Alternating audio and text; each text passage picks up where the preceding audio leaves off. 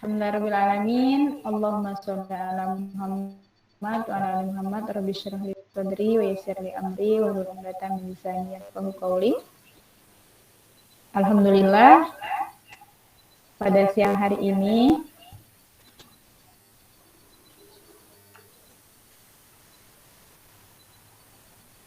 kita masih bisa bertatap muka.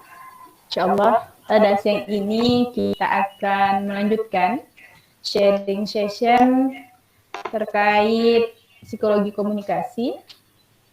Saya ucapkan terima kasih kepada teman-teman yang sudah bergabung, yang sudah meluangkan waktunya, yang sudah bersedia bergabung bersama kami. Kami ucapkan terima kasih. Semoga apa yang teman-teman kerjakan mendapatkan balasan terbaik dari Allah Subhanahu wa taala. Baiklah teman-teman, sebelum memulai diskusi sharing time pada hari ini, izinkan saya sebagai moderator pada siang hari ini memperkenalkan diri terlebih dahulu.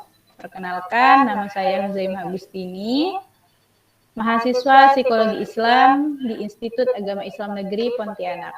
Saat ini saya sedang berada di jurusan Psikologi Islam semester 5 insya Allah. Sebelum kita mulai diskusi kita pada siang ini, saya sedikit akan membacakan CV dari pemateri kita hari ini.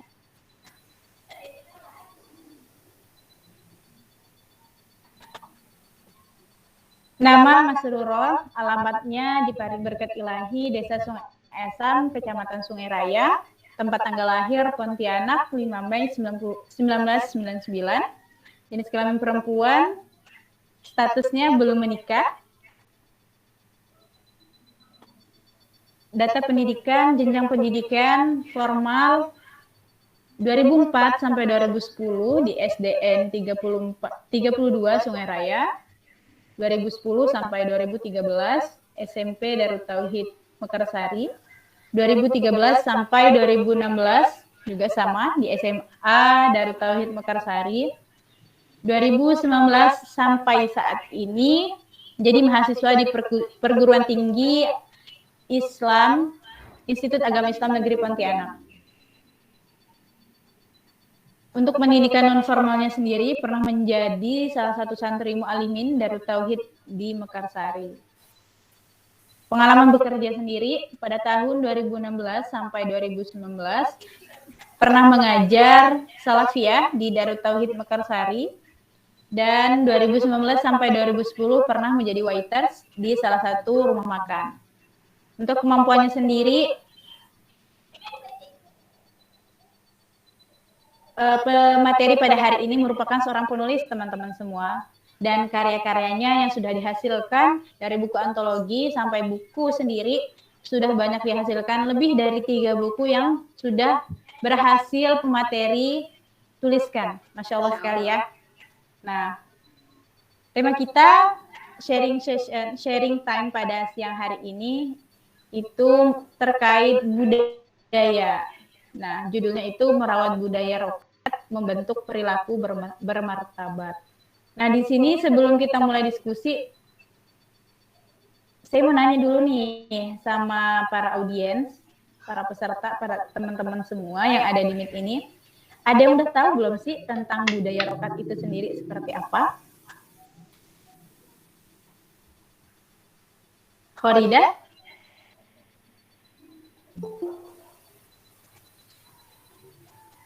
Selamat bergabung kepada Kak Anggi. Adevia, Kak Adevia, udah tahu belum sih budaya rokat itu seperti apa? Sebelumnya pernah dengar nggak gitu, budaya rokat itu seperti apa sih sebenarnya? Itu budaya daerah mana gitu? Mungkin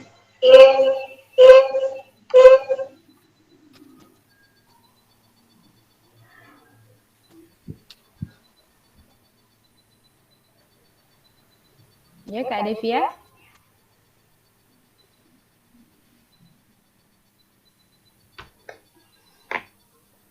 Berdekatan dua device ya.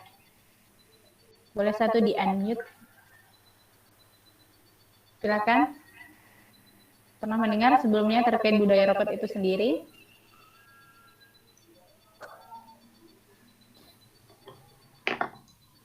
Masih di unmute, Kak Pia. Hidupin dulu mic-nya.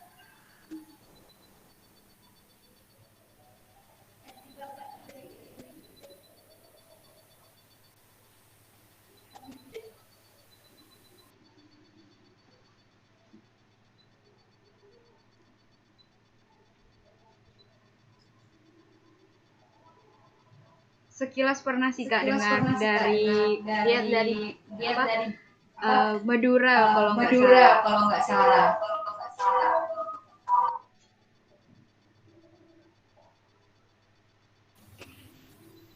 Pernah mendengar berarti Kak Pia ya? Pernah. Saya sendiri aja sebenarnya baru tahu. Sebenarnya seperti apa sih budaya rokat itu sendiri? Saya belum pernah mengetahui sebelumnya. Kayak gitu. Mungkin di sini audiens yang lain ada yang tahu terkait budaya rokat itu seperti apa?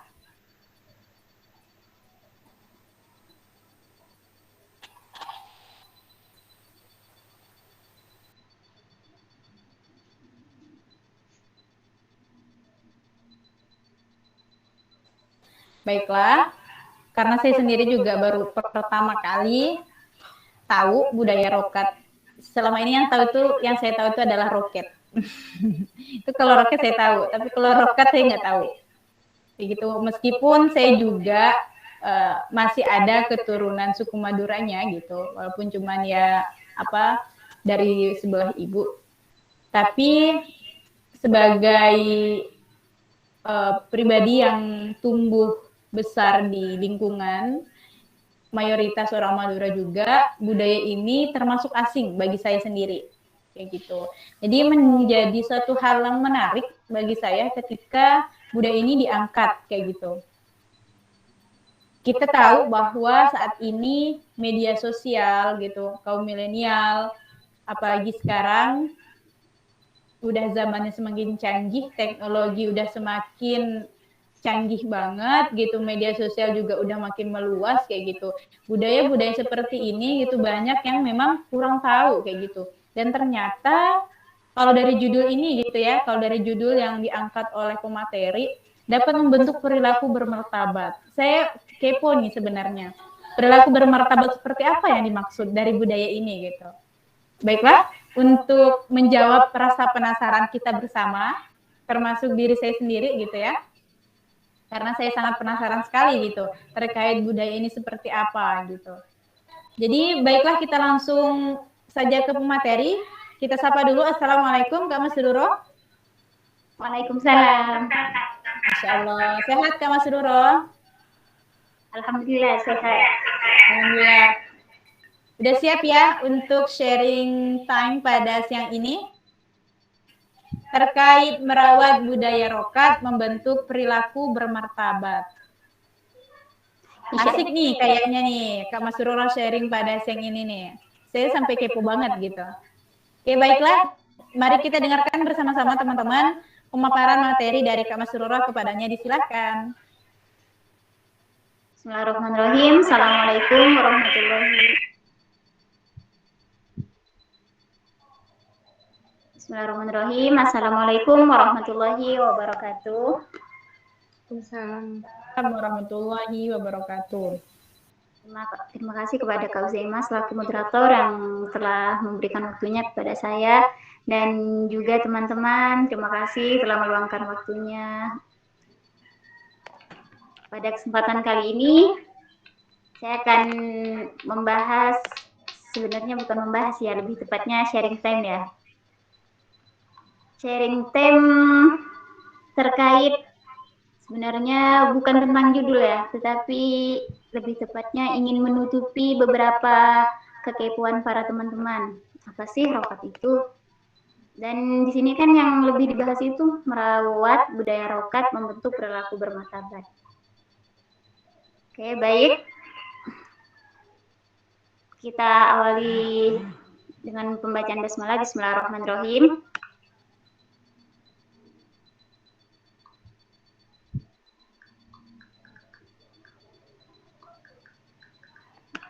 Boleh monitor, ubah slide-nya.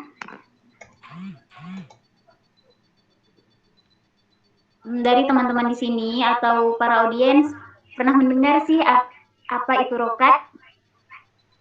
Mungkin utamanya yang dari kalangan bersuku orang Madura. Bahasa rokat ini sebenarnya memang sedikit asing. Jadi pada kali ini saya akan membahas terkait budaya rokat.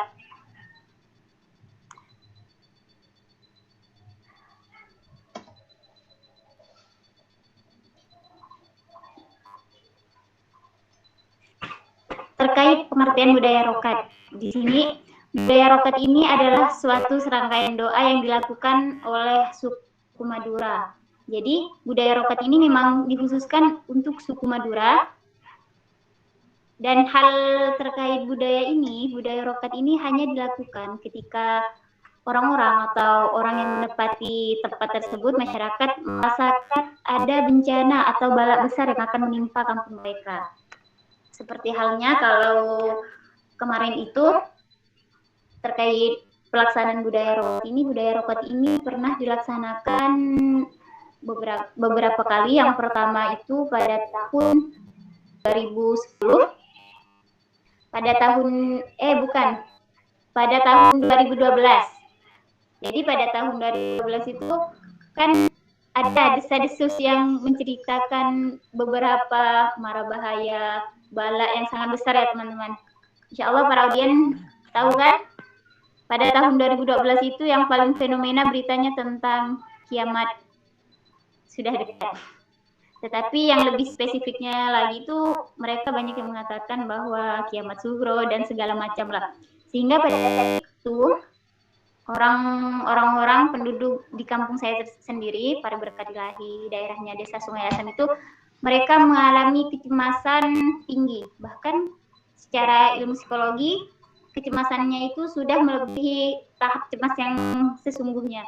Jadi dari kecemasan itu beberapa kegiatan yang seharusnya penduduk lakukan itu tidak terlaksana dengan baik karena mereka merasakan seperti ada ancaman dan lain sebagainya. Jadi muncullah si budaya rokat ini. Jadi sebenarnya budaya rokat ini bukan budaya baru ya teman-teman bagi orang suku Madura. Akan tetapi budaya rokat ini memang sangat sekali sulit untuk dilakukan dan jarang.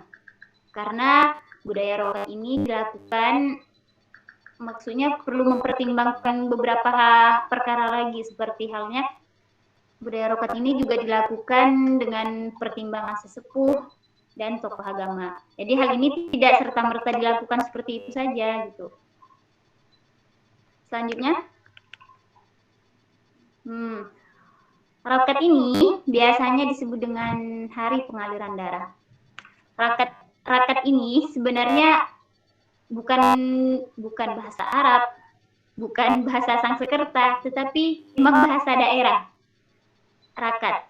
Mungkin kalau di bahasa Arab kan rokat kali ya teman-teman, tetapi kalau kami dari suku Madura, rokat ini lebih disebut dengan hari pengaliran darah, yaitu rakat. Dalam artian sebenarnya hari pengaliran darah itu hari penyembelihan, di mana pada saat kegiatan rakat ini nanti ada proses yang namanya bagi orang Madura itu selamatan, acara selamatan. Dan acara selamatannya ini nanti yang menjadi hidangannya itu akan dihidangkan ayam, kambing, sapi dan lain sebagainya. Dalam artian lauk-lauk yang nanti akan dihidangkan itu masih dalam tahap kemampuan mereka. Seperti kalau mereka mampunya menyembelih ayam, berarti darah yang dialirkan pada pelaksanaan rokat ini berarti ayam, seperti itu. Kalau yang punya kambing, mungkin kambing, seperti itu. Jadi teman-teman, budaya rokat ini tidak semudah yang kita bayangkan loh. Dalam pelaksanaan budaya rokat ini banyak sekali berbagai cara dan ciri khas tertentu yang harus diikuti. Dan hal tersebut itu memang sudah ditata dengan baik oleh sesepuh terdahulu kami di kampung, dan hal tersebut juga telah dikaitkan dengan ilmu agama, dalam artian hal tersebut ketika dilakukan tidak mendekati syirik, seperti itu.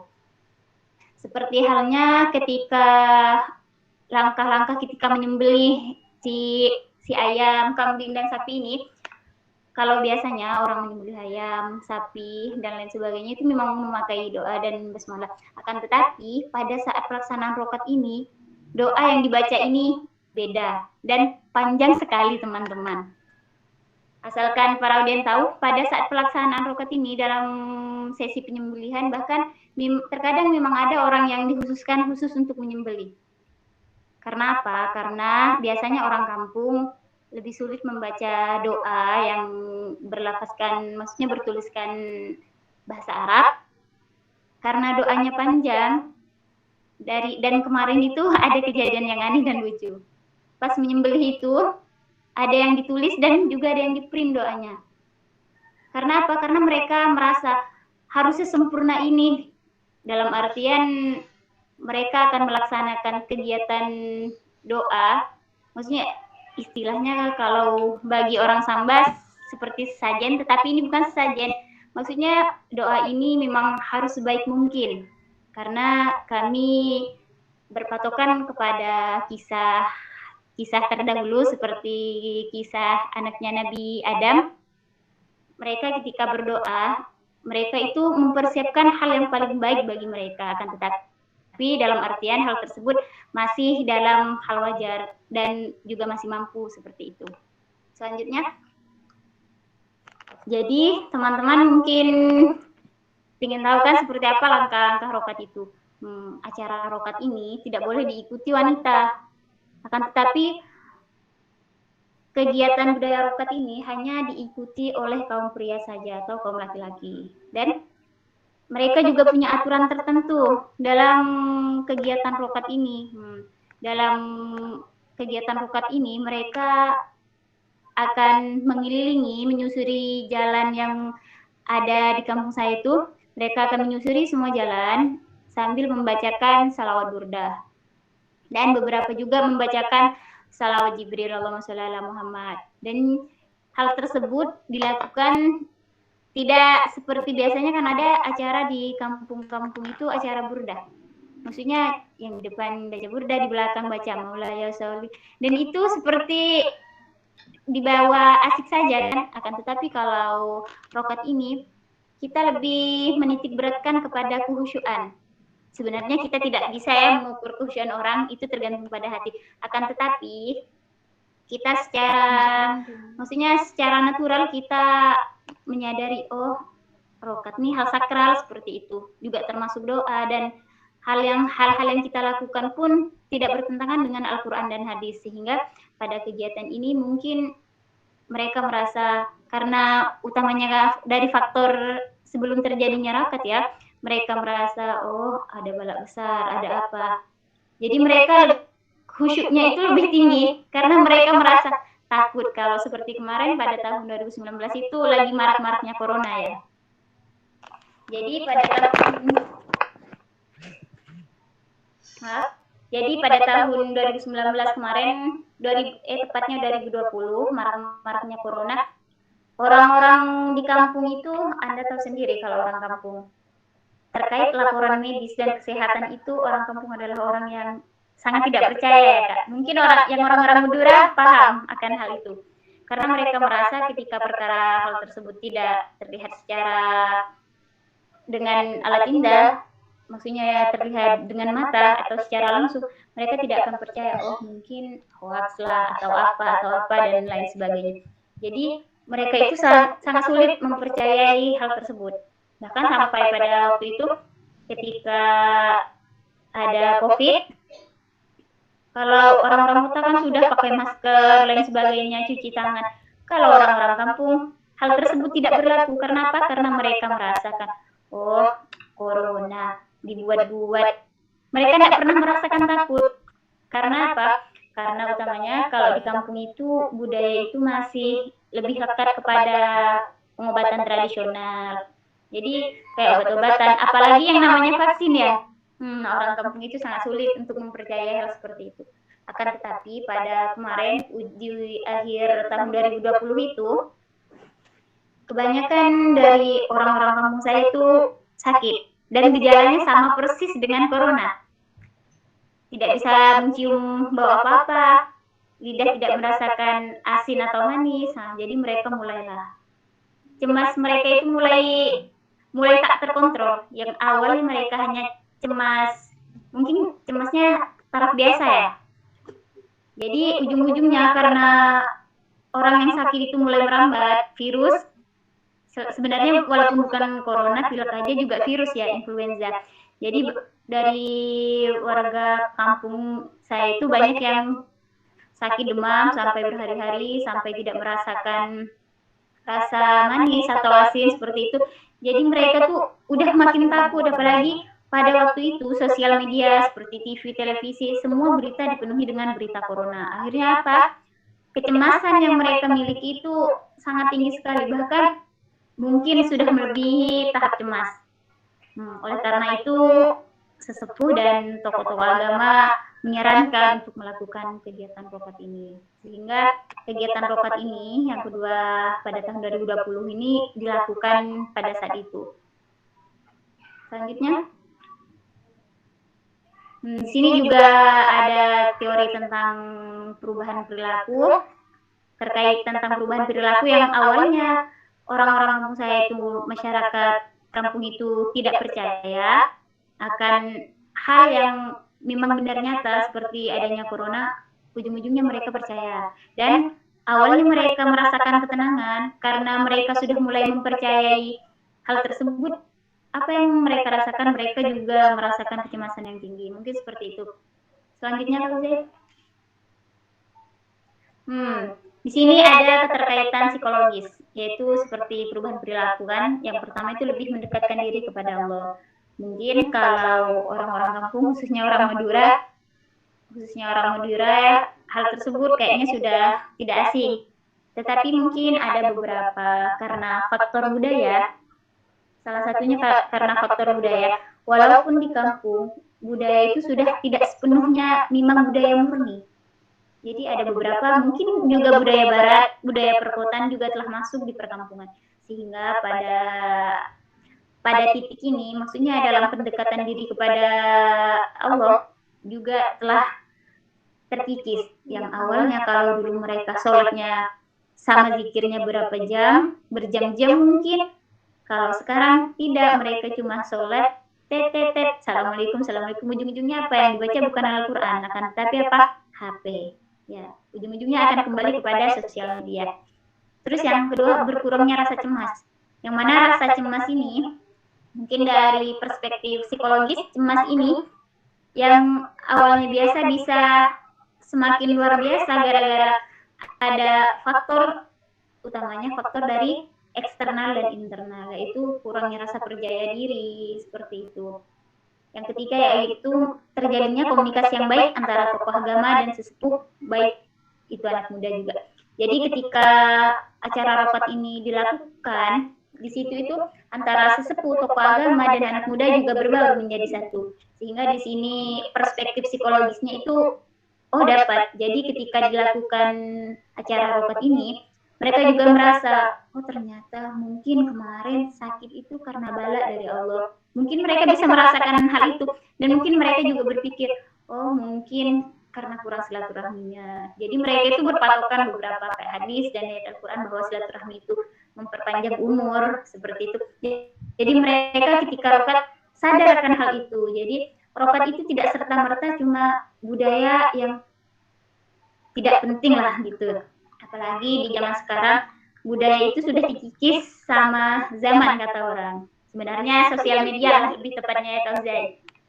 Jadi mungkin seperti itu yang terkait rokat. Mungkin dari teman-teman ada yang ingin sharing time atau ingin bertanya lebih lanjut lagi terkait rokat, boleh. Jadi saya kembalikan lagi kepada moderator Kang Zaima. Terima kasih.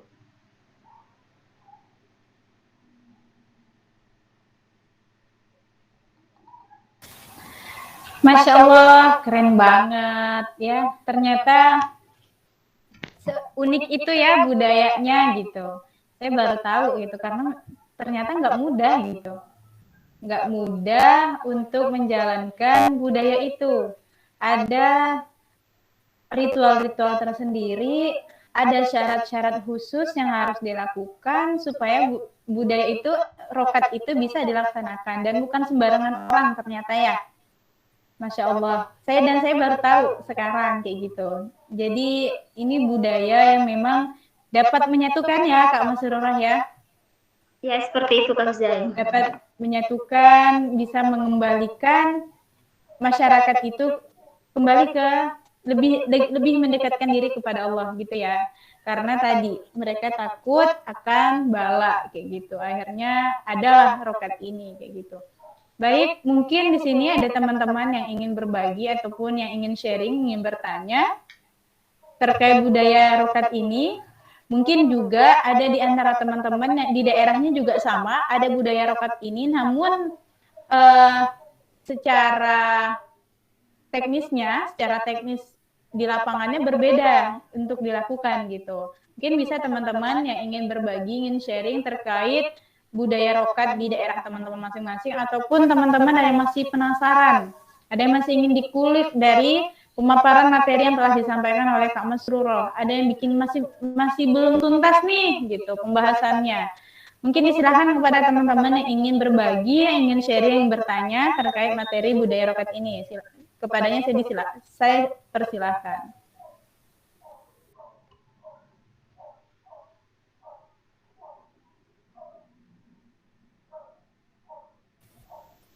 Mungkin itu Bang Rosi bisa berbagi cerita terkait budaya roket yang ada di daerah, yang di daerahnya seperti apa, apakah sama seperti yang ada di daerah Kak Masrurah ataupun berbeda.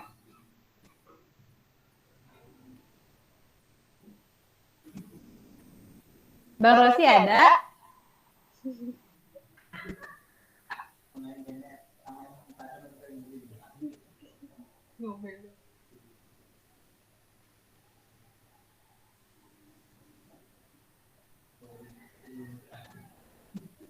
Baik, mungkin Bang Rudiansyah. Bang Rudiansyah.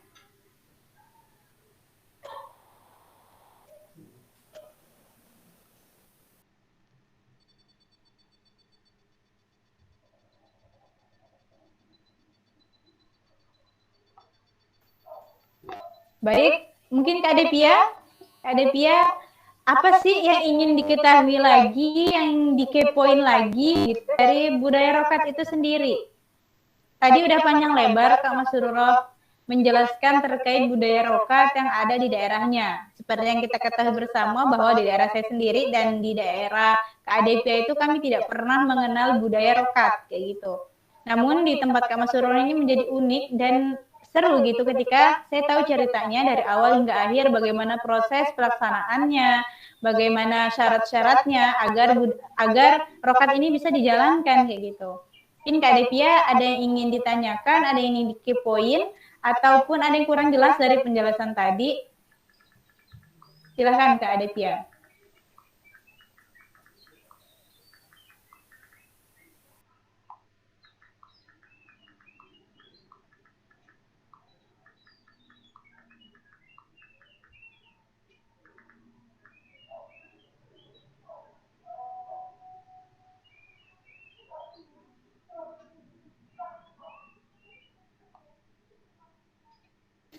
Gimana Kak Devia?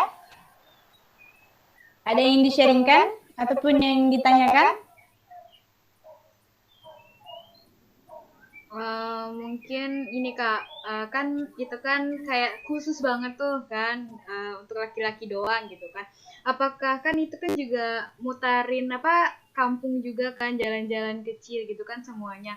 Apakah ada pernah gitu kayak kelewatan 1-2 rumah gitu, terus kayak pokoknya kelewatan deh jalan itu gitu. Itu tuh ada nggak sih Kak kejadian kayak gitu gitu. Terima kasih. Baik, sama-sama. Mungkin bisa langsung dijawab Kak Masrurah? Kejadian seperti itu pernah terjadi. Jadi dalam istilah dalam rokat ini, maksudnya tidak hanya menyusuri jalan, anggaplah kalau di kampung itu yang jalan untuk semua orang itu anggaplah jalan raya ya, walaupun bukan aspal goreng kata orang. Jadi kalau ada beberapa rumah yang mungkin bukan mengikuti deretan jalan raya, maksudnya kalau di kota-kota seperti gang, tapi kalau di kampung itu bukan gang, maksudnya dari jalan raya itu masih masuk ke daerah sawah. Nah, dan hal itu karena mungkin komunikasinya sedikit kurang. Jadi beberapa orang yang mengikuti rokat itu tidak tahu kalau itu ada rumah baru seperti itu. Jadi hal tersebut perlu diulang karena sudah tidak ada beberapa syarat yang maksudnya tidak sesuai, dalam artian ketika rokat ini dilakukan, kenapa harus mengelilingi kampung dan menyusuri jalan-jalan semua yang ada di kampung yang kita lewati. Dalam artian kami menganggap bahwa semua jalan yang kita lewati itu menjadi saksi, baik itu saksi kebaikan maupun saksi keburukan, sehingga kami berharap ketika acara rokat, doa rokat ini dilaksanakan, menyusuri jalan, semua jalan, doa itu akan menetap, maksudnya doa itu juga akan mendoakan kami menjadi saksi doa seperti itu. Maka dari itu, jadi pertimbangannya ketika seperti kemarin, maksudnya ada jalan kecil rumah itu yang tidak terlewati, mereka merasa punya yang menjadi pemilik rumah, ujung-ujungnya merasa, oh kenapa rumah saya tidak juga diikuti. Jadi mereka masih tidak merasa aman mereka, walaupun sebenarnya acara rokat itu sudah dilakukan di jalan besar, tapi mereka tetap merasa tidak aman. Kecemasannya itu masih tetap ada seperti itu, sehingga hal tersebut perlu diulang. Apalagi kalau karena biasa ya, Kak Pia, hal-hal yang terkait budaya atau tradisi ini memang sedikit sensitif ya bagi siapapun. Jadi memang harus benar-benar, apalagi kalau orang yang asli pedalaman budayanya masih kuat, memang harus benar-benar dikulik lah kayaknya. Mungkin seperti itu Kak Devia, terima kasih. Masya Allah, keren ya Kak Devia. Gimana Kak Devia? Masya Allah sekali. Apakah cukup jelas? Mungkin ngulangnya itu besoknya diulang lagi atau nunggu beberapa hari lagi gitu Kak? Langsung diulang besoknya gitu. Acara kalau dari kami acara pengulangannya itu tidak serta-merta, maksudnya sekarang nih jadi lanjut ulang lagi, tidak seperti itu. Jadi kami mengambil waktu 7 hari. Dari 7 hari itu kami menspektifkan bahwa itu 7 surah, 7 macam air surga seperti itu.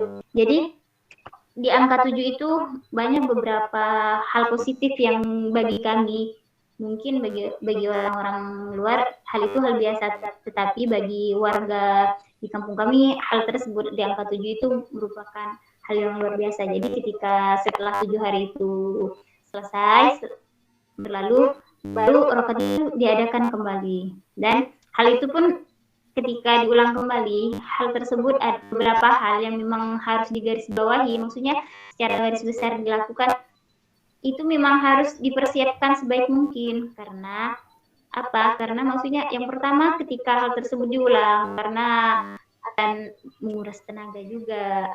Takutnya ada beberapa orang-orang yang bekerja di luar atau mempunyai kesibukan sendiri. Jadi hal tersebut memang harus dipersiapkan seperti itu. Makanya sebelum acara rokat itu dimulai, diadakanlah musyawarah seperti itu.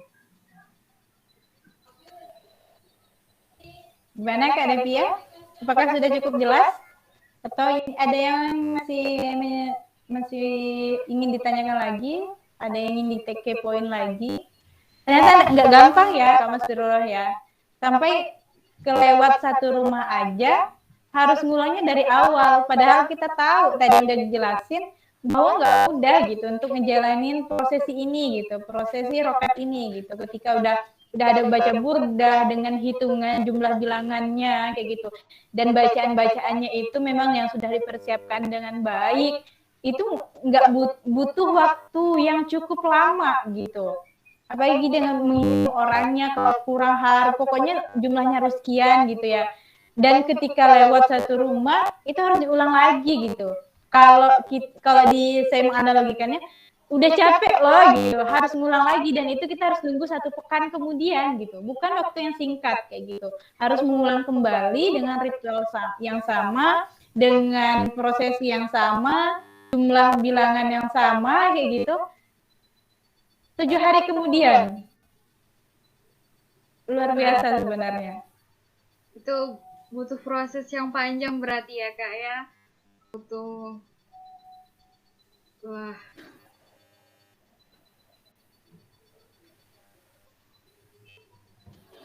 Baik Kak Mas Rul, mungkin ada yang ingin ditambahkan lagi? Ataupun di sini alhamdulillah bergabung bersama kami, telah hadir bersama kita di Meet ini salah satu guru dari Kak Mas Rul sendiri. Ya benar ya, Kak Mas Rul ya. Ya. Kita sapa ya. Assalamualaikum Bapak.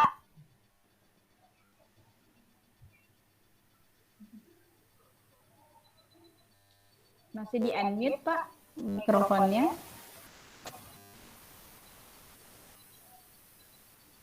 Sepertinya beliau sedang ada kesibukan. Mungkin ada lagi teman-teman yang ingin berbagi ataupun ingin bertanya apa sih gitu terkait budaya rokat ini sendiri. Dan pertanyaan dari saya sendiri untuk Kak Mas Rul. Gimana, ini kan sekarang ya seperti tadi yang udah disinggung sedikit gitu ya, terkait kaum milenial saat ini terhadap budaya itu udah benar-benar digerus oleh zaman gitu kan. Bahkan yang beberapa saya pernah mendengar generasi milenial itu tanggapan mereka terkait budaya yang ada di masyarakat. Berbagai ungkapan mereka ucapkan kayak gitu. Nah, yang ingin saya tanyakan ini kepo nih saya, gimana kaum milenial di sana menanggapi terhadap budaya rokat ini sendiri ketika budaya rokat ini dijalankan oleh masyarakat setempat. Gimana nih reaksi kaum milenial sekarang? Memang mereka udah generasi layar sentuh gitu. Semuanya udah serba dalam genggaman gitu, dan mereka tuh mudah sekali untuk mengakses gitu.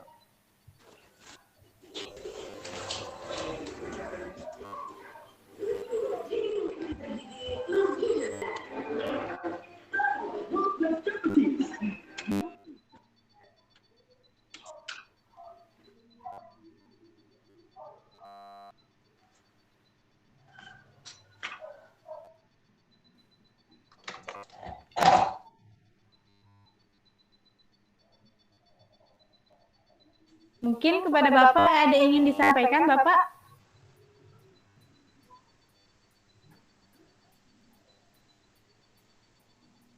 Ataupun ingin menambahkan dari apa yang sudah dipaparkan oleh Kak Mas Rul sendiri?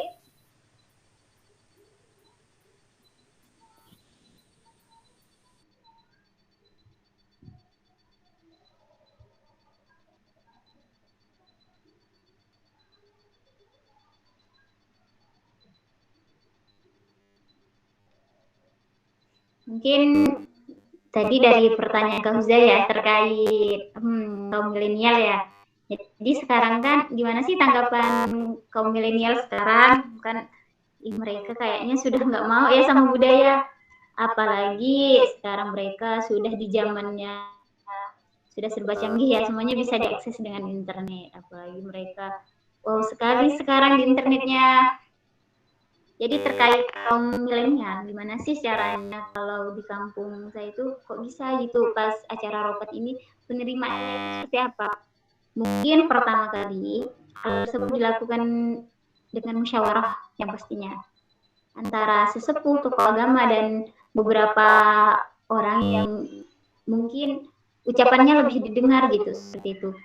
Jadi yang para sesepuh dan tokoh agama ini mungkin awalnya itu musyawarah akan ditentukan kapan sih acara ini akan dilaksanakan. Setelah itu mereka tidak hanya melibatkan tokoh agama dan sesepuh saja, mereka juga menghadirkan satu orang yang memang dari kaum milenial tersendiri, maksudnya dari para anak muda tersebut yang lebih di antara mereka tersebut ngomong, oh ini bisa ditiru seperti itu. Jadi caranya itu mungkin mereka juga mengambil salah satu dari di antara anak-anak milenial, mereka para tokoh agama dan itu memberi pengertian oh, seperti ini, dan seperti ini. Jadi pelaksanaannya akan dilaksanakan pada hari ini dan ketentuannya itu dijelaskan dengan secara detail. Jadi setelah hal tersebut telah dilakukan, yang diambil dari kaum milenial yang pertama tadi, Jadi karena sekarang udah mode internet ya, akan mereka share di grup yang memang telah diadakan. Maksudnya para anak-anak muda kan sekarang udah banyak kan grupnya, apalagi di kampung, grup keluarga dan grup macam-macam. Hal tersebut akan mereka ungkapkan lewat sosial media, sehingga yang awalnya mungkin anak muda para kaum milenial itu bersinggungan dengan budaya itu kayaknya sudah tidak mau lagi, karena kata mereka perkara hal tersebut bisa dilakukan hanya dengan duduk saja dan colet-colet HP ya, colet-colet layar HP. Mereka tidak mau ketika perilaku atau pekerjaan itu dilakukan dengan secara nyata harus capek-capek seperti itu. Jadi mereka melaksanakan hal tersebut mungkin seperti bukan penyuluhan ya, bisa jadi dikatakan penyuluhan secara online. Jadi mereka akan menginformasikan apa yang telah disampaikan oleh para tokoh agama dan sepuh itu melewati media sosial seperti WA, FB dan kayak Telegram atau lain sebagainya. Jadi mulai dari situ mereka mulai membangun nih rasa penasaran. Oh, mungkin pernah tahu, pernah mendengar, tetapi mereka tidak pernah ikut serta. Bahkan yang ikut serta itu kebanyakan adalah kaum yang sebenarnya mereka udah tidak layak berjalan, seharusnya mereka udah duduk-duduk, tapi mereka harus juga mengikuti karena ada beberapa aturan yang menetapkan jumlah seperti itu. Jadi mulai dari itu mereka sadar, sepertinya asik juga. Jadi beberapa dari kaum milenial yang mereka hobi foto, hobi dalam media seperti fotografer, video. Jadi mereka beberapa kegiatan yang dilangsungkan itu mereka foto, mereka videokan seperti itu. Jadi hal tersebut biasanya mereka unggah di YouTube atau IG. Jadi hal tersebut bisa memberikan para kaum milenial ini memperkenalkan secara melewati media sosial seperti itu awalnya. Setelah itu mereka kan ketika menonton, biasanya kalau di IG itu di tag, jadi akan muncul di beranda mereka kan. Nah, ujung-ujungnya mereka mau tidak mau, kadang kan kepo anak milenial nih kan. Ujung-ujungnya akhirnya apa? Mereka juga melihat apa yang diposting. Oh, kayaknya asik nih, ramai-ramai. Karena beberapa orang dari anak-anak milenial yang ucapannya lebih banyak seperti itu, akhirnya ujung-ujungnya mereka bakalan ikut. Mungkin ya pertama kali tidak seru atau apa lain sebagainya, tapi dari para tokoh agama dan para sesepuh nih, maksudnya juga ada penguatan secara agama maupun secara moral seperti itu, bahwasanya budaya itu termasuk rokat bisa jadi kalau tidak diteruskan oleh para anak muda bisa lama kelamaan juga akan hilang seperti itu. Mungkin cuma itu Kak Huzaimah. Halo, Assalamualaikum. Waalaikumsalam Bapak. Bismillahirrahmanirrahim. Izin menyampaikan sebenarnya saya tidak ingin bersuara, tapi karena disapa tadi ya, saya mencoba untuk menyampaikan sedikit terkait dengan keluh kesah terkait dengan eksplorasi topik yang kita bahas hari ini, yaitu terkait dengan rokat. Ada beberapa persoalan yang nanti barangkali bisa pemateri Ustazah Masroh kemudian mengkonfirmasi dan memberikan tanggapan, karena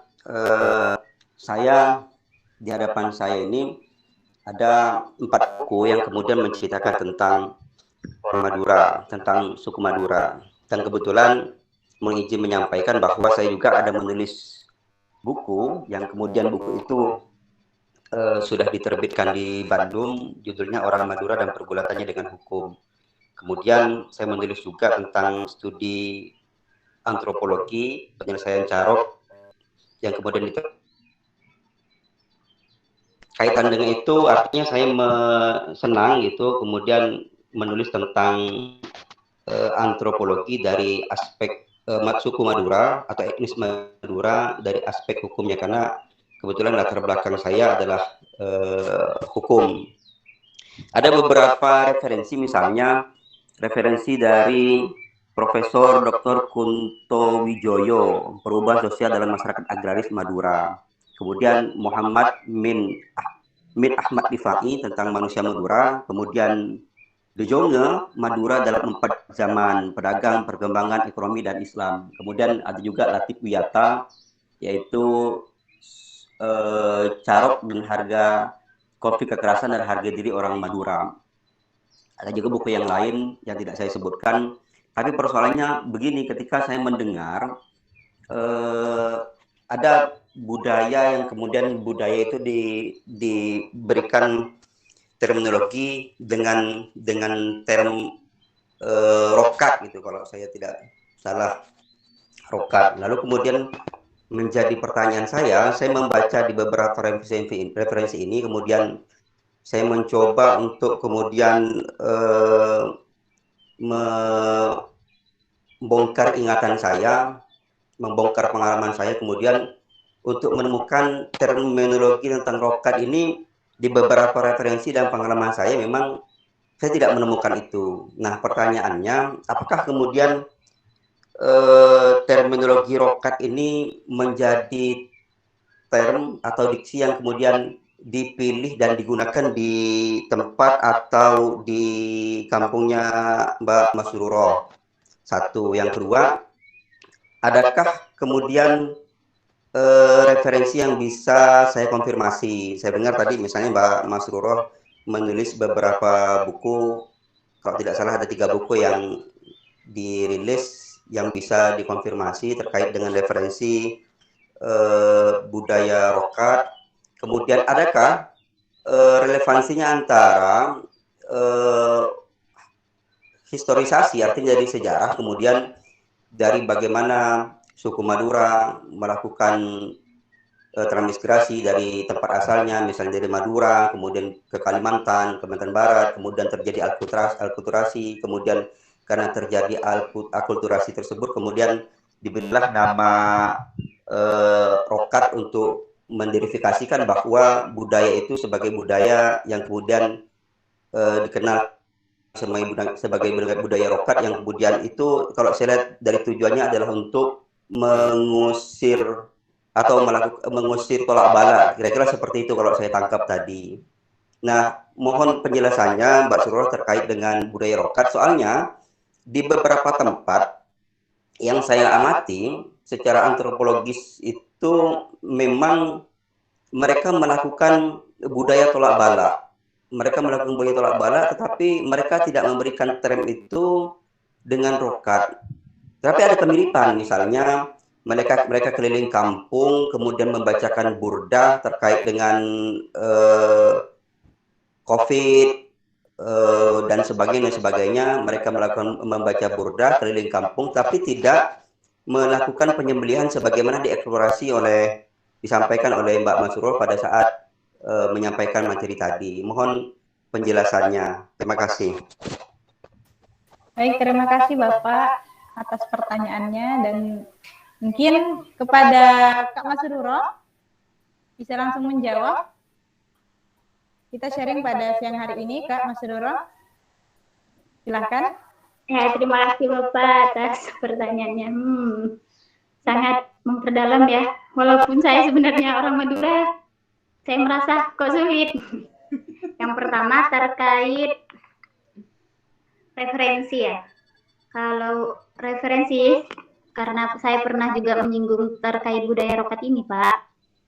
Saya tidak pernah menemukan maksudnya referensi yang menuju hal rokat. Akan tetapi sebenarnya rokat itu kalau di kampung-kampung orang lain itu biasanya disebut tolak bala. Ada yang mengatakan seperti itu. Tetapi kalau di kampung saya itu tolak bala itu lebih dikenal dengan acara rokat.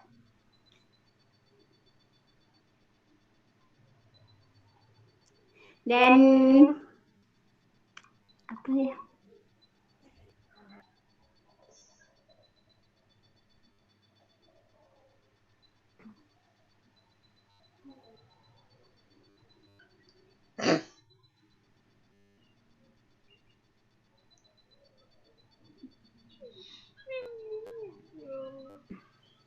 Pak, mohon diulang untuk pertanyaan yang kedua. Apa ya?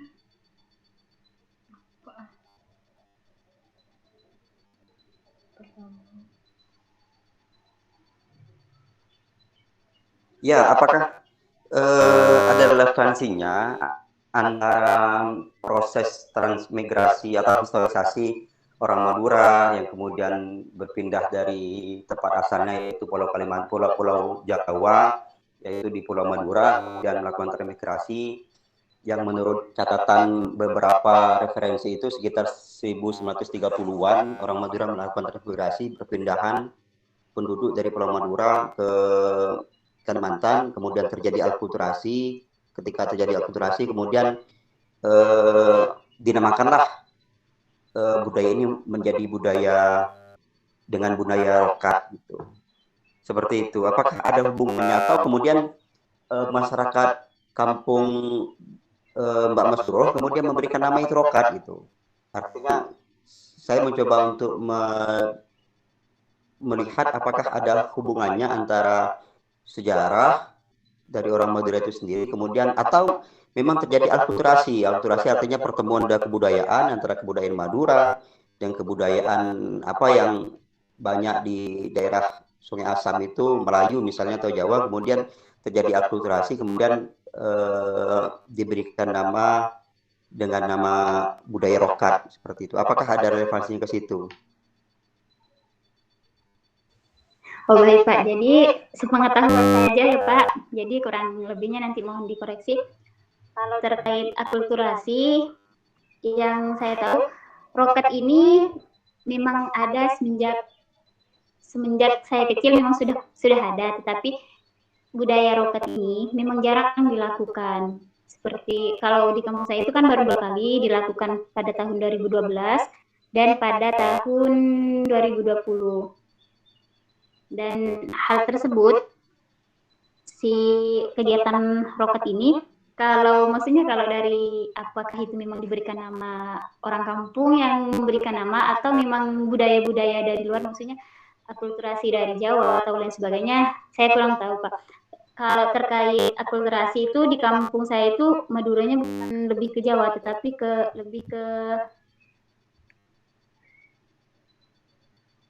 lebih ke daerah Teramu sama Terusan. Jadi mungkin seperti itu Pak, mungkin pertanyaan Bapak untuk bahan saya pelajari nanti akan saya tanyakan ke beberapa sesepuh atau tokoh agama.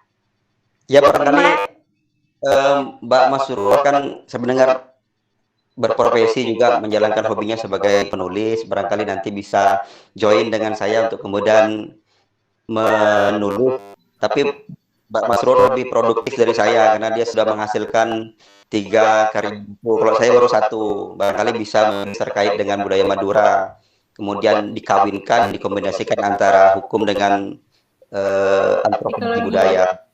Sukses ya. Amin, terima kasih Bapak. Ya Allah, Masya Allah sekali. Keren banget ya teman-teman. Mungkin setelah ini bisa lanjut riset, Mas Ruro. Lanjut penelitian, kolaborasi. Nih gitu. Terima kasih Bapak atas pertanyaannya. Dimana pertanyaan tadi itu juga menjadi wawasan bagi saya sendiri. Dan ini menjadi hal yang unik untuk dikaji lagi ya Mas Ruro ya. Ternyata mungkin setelah ini akan ada sharing-sharing time selanjutnya. Ini session 1. Kita tunggu sharing session 2-nya. Mungkin ketika bukunya sudah terbit ya, sudah dituliskan dalam bentuk buku dan akan kita bedah bersama. Gimana Pak? Siap, asal undangannya. Baik, Masya Allah, keren banget.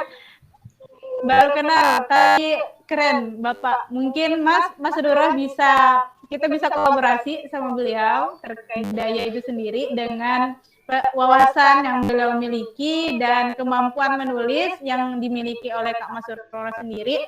Itu akan menjadi buku yang keren dan saya sendiri salah satu pembaca yang sangat menantikan buku itu.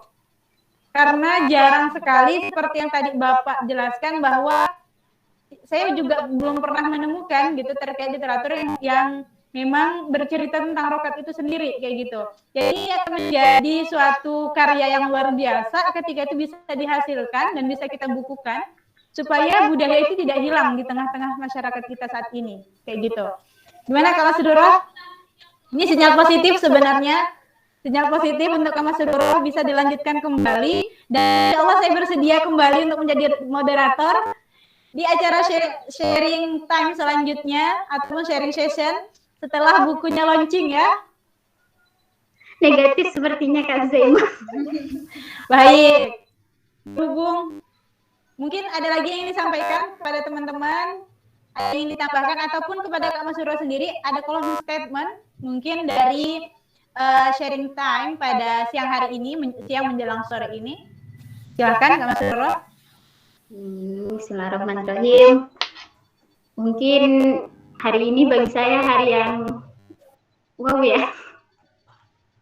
Karena ya bertepatan hari ini kami khususnya melakukan kegiatan acara sharing time yang dihadiri oleh guru sepuh saya Pak Budi Mansyah. Terima kasih. Dan mungkin karena saya kurang membaca buku, kurang belajar, kurang ingin tahu seperti apa itu ilmu.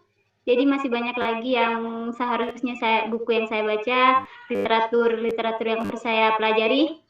Bahkan mungkin dari teman-teman atau para audien yang lain yang juga seharusnya saling memberikan ilmu pengetahuannya. Jadi terima kasih untuk semua yang hadir pada hari ini, khususnya moderator, Bapak yang telah meluangkan waktunya untuk kegiatan acara sharing. Dan Masya Allah sekali, acara ini tidak hanya tatap muka secara online aja ya. Maksudnya ada hal yang dapat kita tahu seperti beberapa buku yang telah Bapak tadi sebutkan.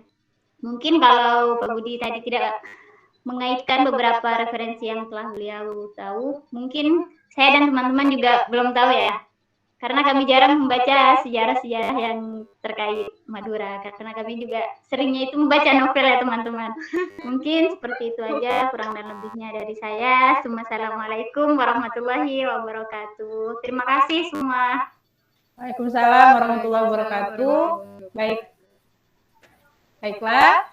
Karena berhubung acara kita juga dengan waktu kita yang sangat terbatas dan ruang diskusi yang belum selesai, kepada Kak Bang Rudiansyah mungkin ingin berbicara, silakan.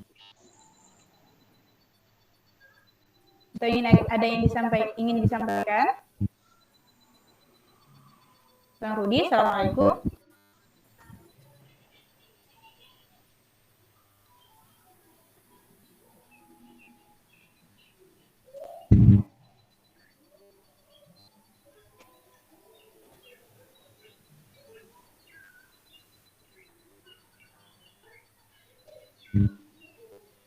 Gimana Bang Rudi? Ada yang ingin disampaikan? Terkait budaya rokat itu sendiri atau ingin menambahkan? Silakan.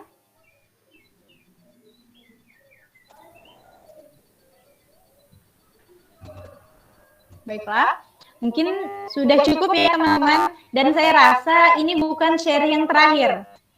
Karena seperti tadi yang Pak Budi jelaskan, insya Allah kita akan melaksanakan sharing selanjutnya. Dan saya salah satu membaca akan sangat-sangat menantikan buku itu terkait budaya rokat itu sendiri, di mana saat ini belum ada literatur yang menuliskan, literatur yang memaparkan terkait budaya rokat itu sendiri. Mungkin akan menjadi suatu karya yang sangat luar biasa bagi Mas Sururo jika mampu membukukan, menuliskan budaya rokat itu sendiri. Sekolaborasi dong setelah ini. Lanjut riset ya. Baik, karena waktu kita terbatas, maka kita cukupkan untuk sharing ini sampai di sini aja. Insya Allah, mudah-mudahan di lain waktu kita masih ada kesempatan untuk sharing-sharing lagi. Ternyata budaya yang ada di Indonesia, budaya Madura aja, itu cukup unik dan cukup menarik untuk dikaji, untuk dibahas. Apalagi dituliskan gitu ya. Belum kita mempelajari budaya-budaya di seluruh Indonesia yang sangat beragam ini. Jadi suatu kebanggaan bagi saya sendiri, terlahir di negara Indonesia yang sangat beragam, bukan hanya beragam suku, bukan hanya beragam etnis, budaya, bahkan keberagaman-keberagaman yang lainnya. Kayak gitu. Dan kita, dan khususnya saya sendiri, sebagai kaum milenial saat ini, sudah seharusnya, sudah sepatutnya kita menjaga budaya ini agar tidak hilang, agar tidak digerus oleh zaman. Cukuplah alam saja, cukuplah hutan Kalimantan saja yang terkikis oleh ulah tangan manusia. Kita jangan menambah beban yang terjadi di alam ini. Kayak gitu ya teman-teman, kita sebagai kaum generasi milenial sudah seharusnya bangga, sudah seharusnya percaya diri dengan budaya yang kita miliki sendiri. Kalau bukan kita yang akan mengenalkan budaya itu kepada masyarakat luas, siapa lagi gitu. Karena seperti yang kita ketahui bahwa generasi milenial menduduki generasi yang sangat banyak jumlahnya, kayak gitu. Jadi ketika generasi milenial sudah tidak peduli dengan budayanya sendiri, lantas bagaimana keberagaman Indonesia itu kan tetap lestari sampai nanti. Mungkin demikian dari saya, kurang lebihnya mohon maaf. Terima kasih kepada audiens semua yang telah bersedia hadir, yang telah menyediakan waktunya, yang telah berbagi ilmunya, cukup menarik, cukup asik, dan kita lanjutkan di lain kesempatan. Semoga bisa bertemu kembali. Kurang lebihnya dari saya mohon maaf. Wassalamualaikum warahmatullahi wabarakatuh. Waalaikumsalam warahmatullahi wabarakatuh. Waalaikumsalam warahmatullahi wabarakatuh.